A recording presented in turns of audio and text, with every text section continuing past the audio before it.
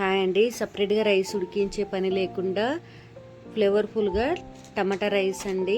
కడాయిలో 2 table spoon oil వేసుకోవాలి. జీలకర్ర, ఆవాలు, మినపప్పు, కచ్చపచ్చగా దంచిన ఎల్లిపాయలు కొంచెం ఎక్కువ వేసుకోవాలండి, ఫ్లేవర్ బాగుంటుంది. పల్లీలు, క్యారెట్, ఆనియన్, పచ్చిమిరపకాయలు, కరివేపాకు, 1/2 టీ స్పూన్ మిరియాల పొడి, 1/2 టీ స్పూన్ పసుపు వేసుకుని మంచిగా ఫ్రై చేసుకోవాలండి.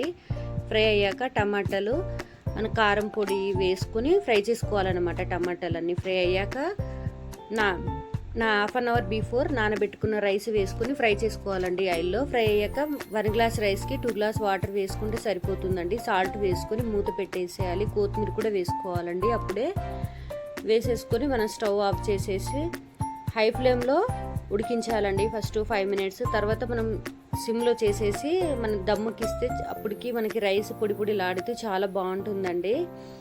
స్టవ్ ఆఫ్ చేశాక ఉడికిందా లేదా అనేసి చెక్ చేసేసుకొని మనం పిల్లలకి లంచ్ బాక్స్లో వేసి ఇస్తే ఒక ముద్ద ఎక్కువ తింటారండి. చాలా బాగుంటుంది.